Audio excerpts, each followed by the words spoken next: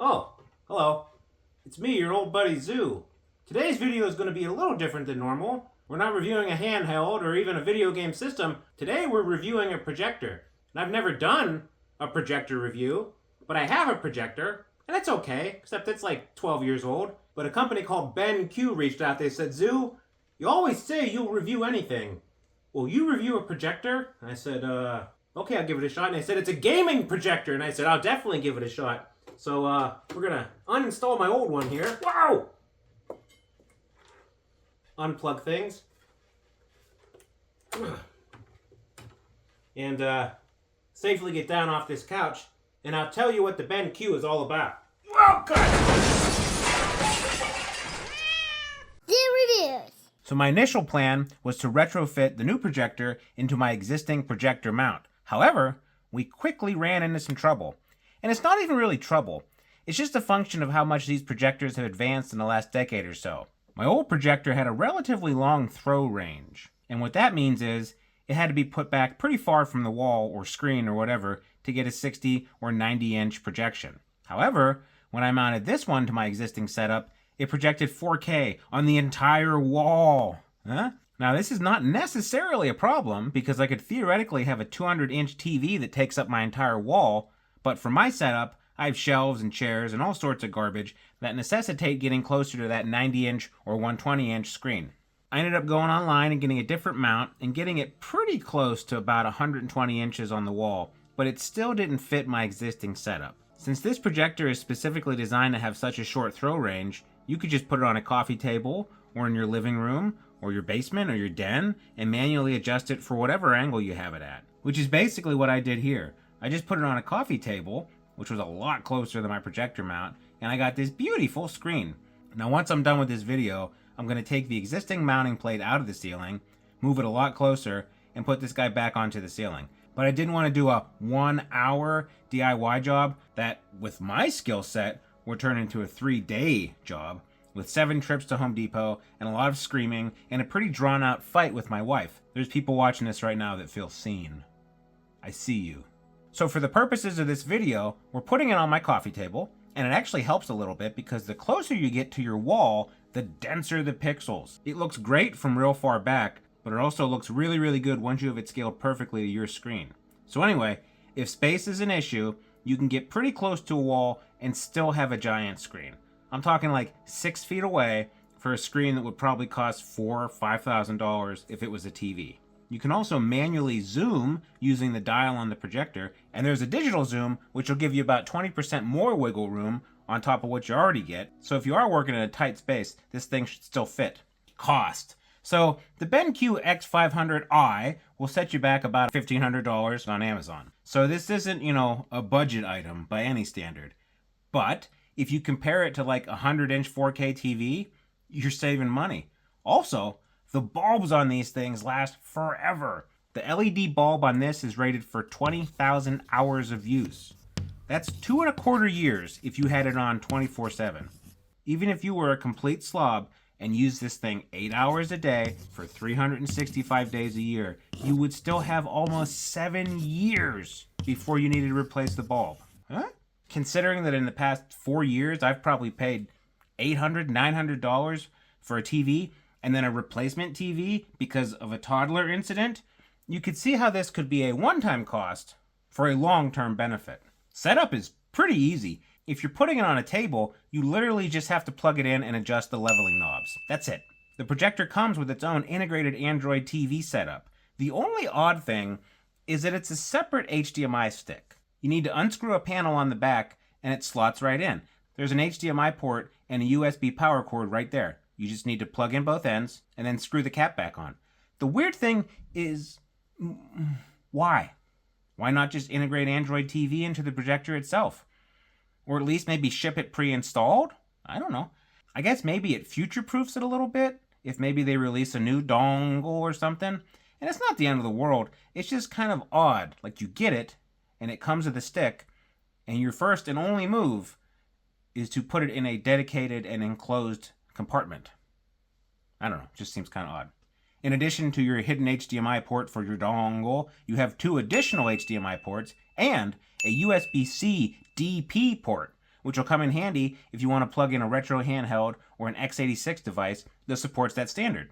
So I played a little bit of multiplayer with this, and I didn't do great, but it was my fault. It wasn't because there was any lag or delay or any of that, because this has extremely, extremely low input lag and latency and all those things people will complain about with handhelds. This has minimal, almost undetectable levels of any sort of delay or input lag.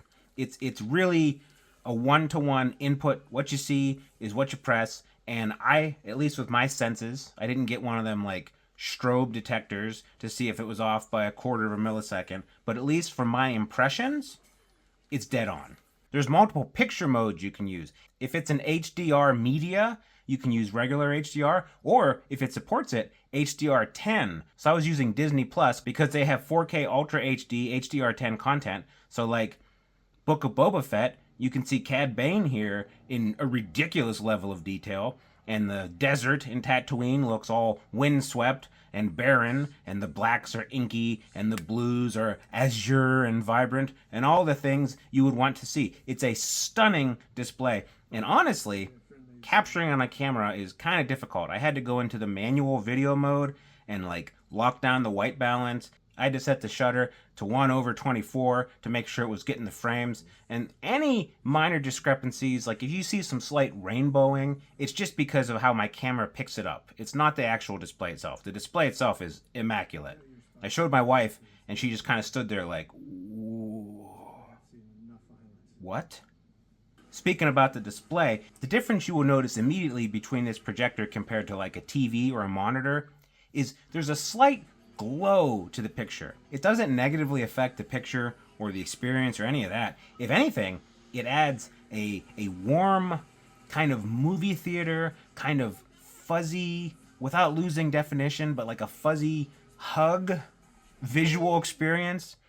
They're probably coming to fit me for a straitjacket, but it feels like a high def and nostalgic, fuzzy, warm, just movie. Like it has that kind of nostalgic vibe, except it's also 4K and takes up the entire wall of your den or your basement.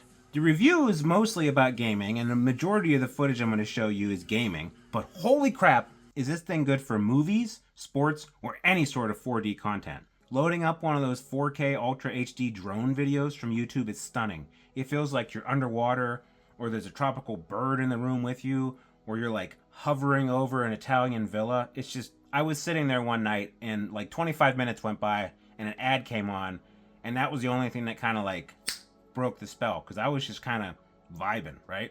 I was just floating along with this drone, just looking at what I could see. It's pretty cool. It's a really cool experience. Even though this projector is designed to show you 4K HDR footage in stunning clarity, you can also play games originally designed for a 14-inch CRT and have them look awesome by using shaders. So I hooked up my ROG Ally X to this with RetroArch, and I set the consumer shader, which is a pretty resource-intensive CRT shader, and it just adds that slight roundness to the picture, like you're looking at a monitor that had curve to it. It adds a warmth. It kind of blurs the pixels, but they're still relatively sharp. It just looks really good. You'll see it. You're seeing it right now. Look, you're watching it right now. Ain't that cool? I mean, this isn't for everyone. If you don't have $1,500 to spend on a projector, don't neglect your rent.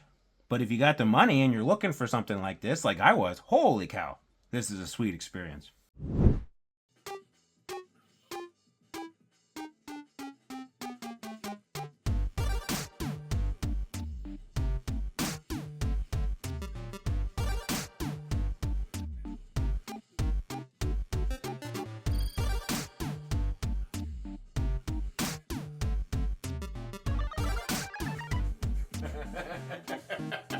Look how big this is.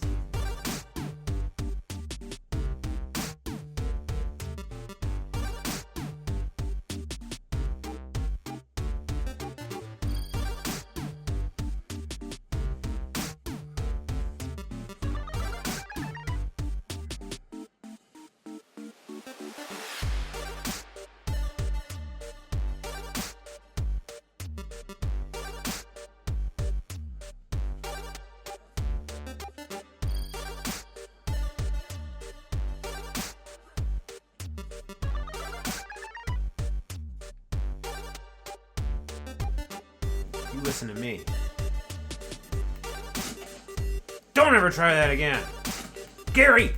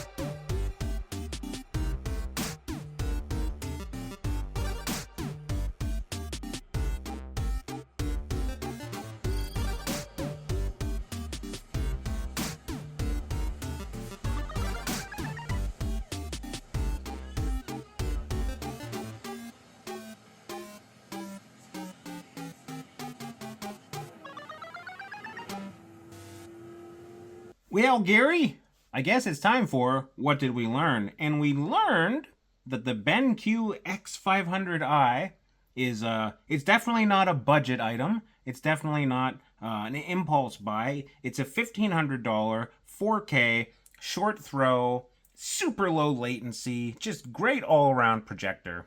It'll throw a 4K display up to and over 120 inches without losing any fidelity, any resolution. It is amazing. It is the best projector I have ever seen in person. And I mean, it has a similar vibe to when you go to the good movie theater. Like, not the IMAX, but like the good movie theater that's only been there for a couple years and all the projectors are new. It has kind of that vibe where you're like, I am picking up every single detail. And yet, it feels warm and cozy. It is an experience. It is much different than a monitor, no matter how big the monitor. Like if you have a giant 60-inch OLED curved monitor right in front of your face, that's an experience. But it's going to be much more like hyper precise and over sharp and just your face is up against the screen. This is a movie theater experience in your own home. It's not all roses. If you have a giant amount of space, check out one of their other ones because this is specifically designed to be a short throw projector, which means you can have it 5-6 feet from your screen, and even that close, it's still going to project everything out to 120 inches, maybe more. You have 2 HDMI in ports, you have a USB-C DP port, so there's 3 different ways to connect your media. It also comes with an Android TV interface and that weird little internal but also detachable stick that's behind a screwed-in faceplate. Just odd decision there. But that means you don't have to worry about hooking a Roku or a Fire Stick to it because you already have a streaming hub. It only weighs about 7-8 pounds. You can put it anywhere. I didn't show it, but there are configurations where you can put it on a shelf on the side of your wall and use the digital orientation to just completely rotate it. So you're right up on the side of your wall. You can digitally pivot the image to whatever angle you need. It's very versatile, especially in a small room. I wouldn't recommend it for a living room with a lot of windows though. It has a bright mode, which when I had all the lights on in the basement, it still overpowered the lights. It's just, in order to get there, it kind of washes out the picture. So if the only place you could put a projector like this is a very well-lit room, I would probably consider something else. That's probably the only major negative. And that's not because the X500i has that problem. It's just a projector overall problem. And honestly, even if you have a nice TV, in a real bright room, sometimes you're like, geez, go close those curtains. Otherwise, very little flaws with this except the price, $1,500, not cheap. But, like I said earlier in the video, if you watch it 8 hours a day, you're going to get almost 7 years of usage. If you're not a shut-in, and you watch it on average 4 hours a day, you're going to get 14 to 15 years out of this before the bulb goes out. And at that point, it's $100 a year. And by the time year 14 rolls around, heck, you're probably going to get rid of it anyway because you'll be plugging directly into the neural optical link from our old buddy Elon. Thanks, Elon. Anyway, if you do have the discretionary money and you are looking for a projector, I tell you what, give the X500i a look. So anyway, this has been a little bit different than our normal review. I like to do one of these once a quarter, tangentially related to retro handhelds, but let us know what you think. Did you like this? Is it a little too rich for your blood? Were you actually looking for something like this? If you are, buy it or don't. I don't care. I just thought it would be cool to review. I'll review anything. So if you did like the video and you're interested in some other videos we've done, then like, subscribe, ring the bell, all that jazz. You know what to do. And we will see you on the next one. Goodbye.